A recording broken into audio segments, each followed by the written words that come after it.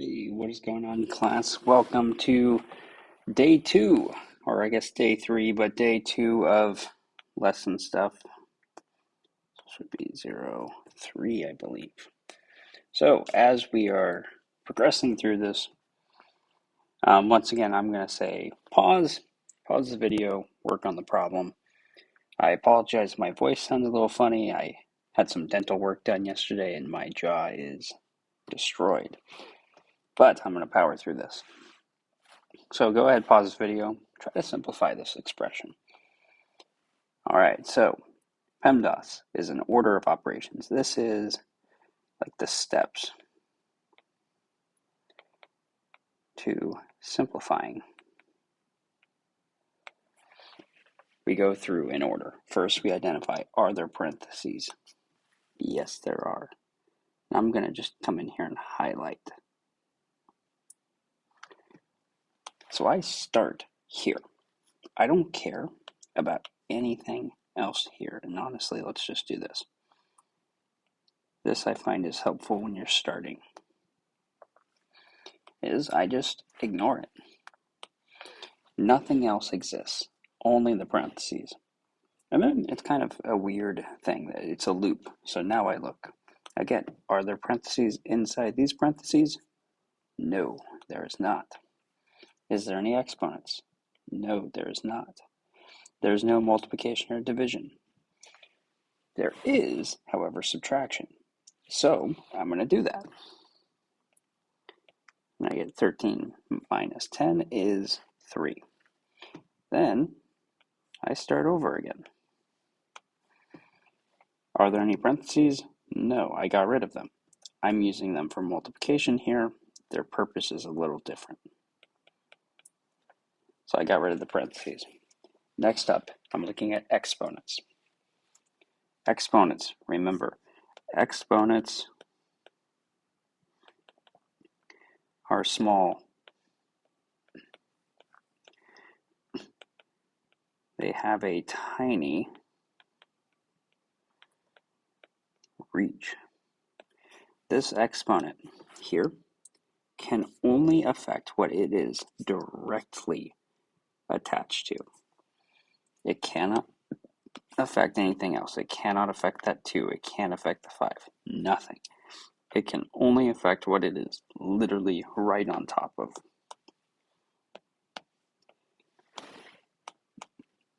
So, as we're looking at this, that exponent only goes to that 3. So we get 5 minus 2 times 3 squared is 9 plus 10. Got rid of the exponents. Next up, is there any multiplication or division? Yes, there is. So we do it. 2 times 9, 18 plus 10. Now at this point, we've gotten rid of everything but addition and subtraction. Addition and subtraction are the exact same thing. Nothing about them changes. It's up to you. You can decide the order you want to do. I personally am going to do 15 minus 18 is negative 3. So, as we're looking at this, that's how you are going to simplify. I am not going to spend as much time explaining on the next one. I'm just going to do it. I'll say what I'm doing as I'm doing it, but if you need more help, be sure to come in and get it. So go ahead, pause the video, and give this one a shot. But looking at it, immediately I'm going to start off with parentheses. 22 minus 4, let me write that a little bigger. 22 minus 18 is 4. Got the squared, 3, 12. The exponent is small. It can only hit what it is directly touching. So I get 12 minus 3 times 16. 3 times 16 is negative 48. 12 minus 48, I get negative 36. And we're finished with that one. Once again, if you need help, please come in and ask. We can't help unless you ask. This is always a great reminder to anyone watching this.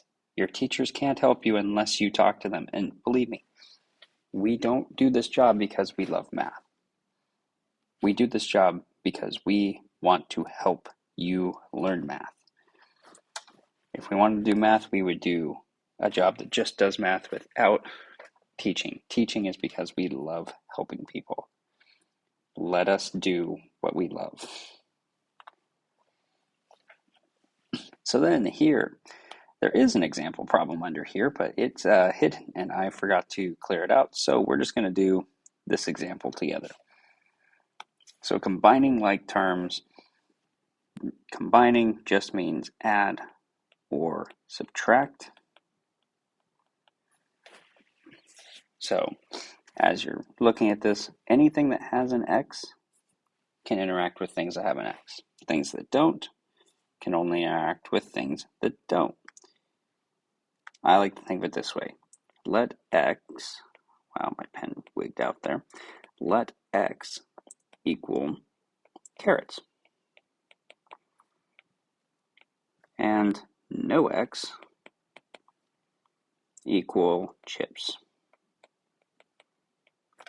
If I asked you, hey, go count how many carrots do we have, are you going to count the chips in that group? It's the same concept. It is a label. These are our carrots. They interact when we count them. Oh, we have 2 carrots, but dinner calls for 5. We need to go buy 3 carrots. Whereas we got chips over here all by themselves. Well, chips aren't part of dinner tonight. I don't really care. There's none being taken away from the cupboard.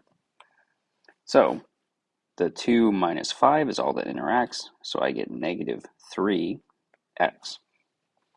If you're counting carrots, if we've got 2 carrots in the cupboard, or I guess in the fridge if we're taking care of them properly, and dinner needs 5 carrots,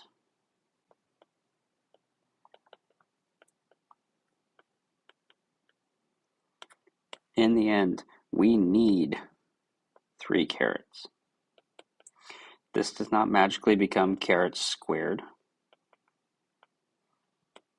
No, it doesn't magically lose the carrots. Nothing about the carrots changes. The unit we're dealing with stays the same. So we get negative 3x plus, well, there's nothing interacting with the 10. So we get a solution like this. Go ahead, I'm going to flip to this page, pause the video, give these both a shot. I'm just going to silently work through them and maybe talk a little bit. So one thing you can do, you can rearrange this to get everything by each other. 6 minus 8 is negative 2m plus 12. We get that. And once again, I'm going to rearrange things. So 10x squared minus 4x squared plus x minus 10x. 10 minus 4 is 6x squared minus 9x.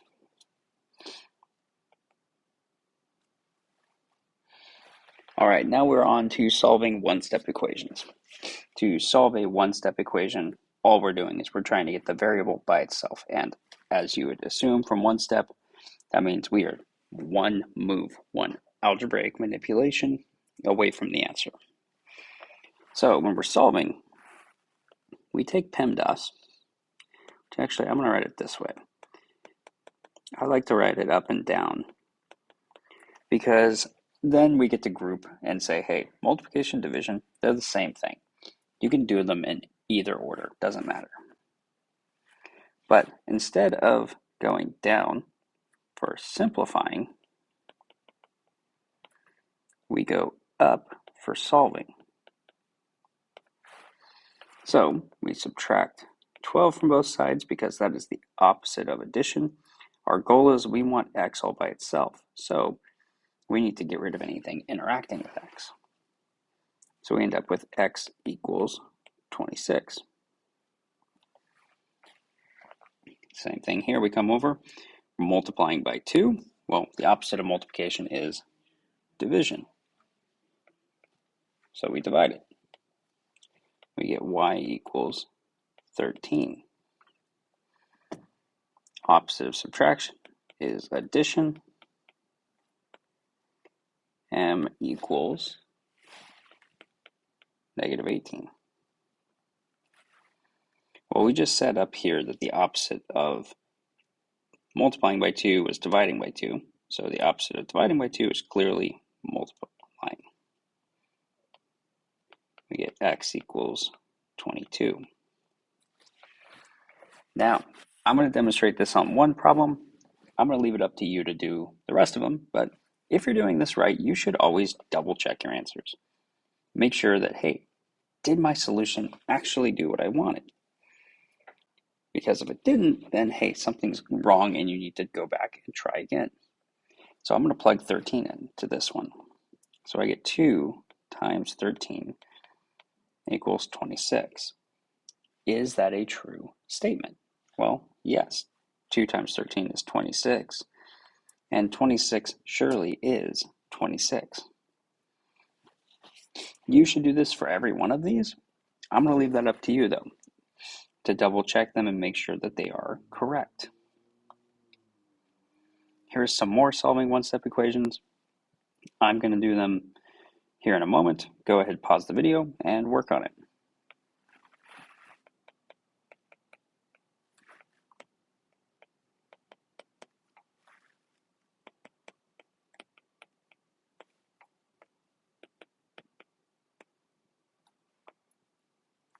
Something I want to note here is notice how I am boxing all of my answers. That is a good habit to be in, is boxing your answers, because one, we want the answer to stand out, we want it to be special, but also I feel it gives a little bit of finality. It kind of just helps me feel like I'm done.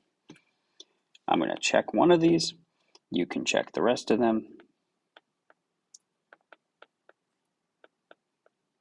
which this is in fact 4 equals 4, so I'm good. You should check every single one of the problems like this that you do. Now, here's where we get slightly more challenging. Two-step equations. By slightly more challenging, I mean, can you do the same thing twice? So here, I identify that I've got minus 4. We're going in this order, SADMAP. So is there anything being added or subtracted from the variable? Yes, I'm going to do the opposite then. So I get 2x equals 14. Got rid of the addition and subtraction. Next up, is there division or multiplication? If there is, do the opposite one. So we're multiplying by 2, so I'm going to divide by 2. I get x equals 7. Now, especially on these ones, plug them in. Double check your answer. I get 2 times 7 minus 4 equals 10. Well, 2 times 7 is 14. Minus 4 equals 10.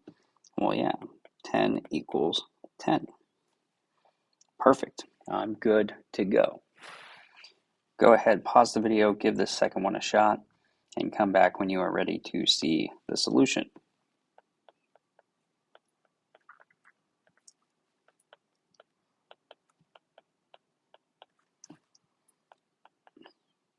And as I plug through, I get x equals 4.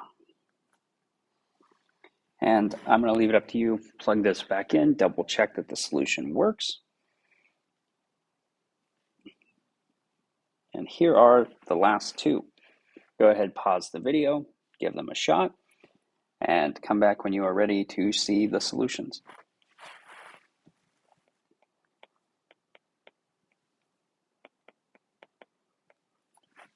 At this point, I'm going to just interject something important to be paying attention to. This here you could say is a negative 1 times x.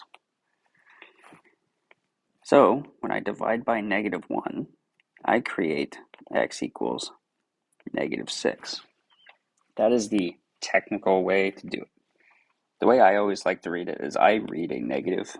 So like if I have negative x, I read this as the opposite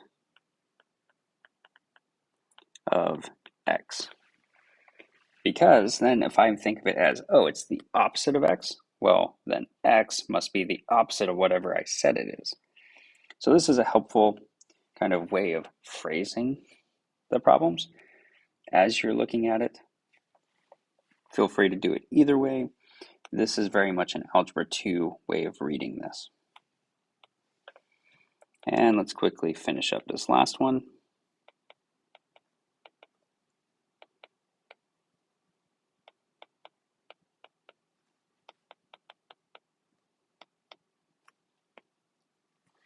And we get our solution. Make sure I would go through, double check these, make sure that they're all correct. Never know, you might catch me making a mistake. But I would also just make sure that you can do all of them. These are kind of the base level skills. If you walk in with these skills to Algebra 2 next year, you're going to have a way better year. I hope you are having a great day. Make sure if you have any questions, stop by and talk to me. I would love to help you get this figured out. Have a great day.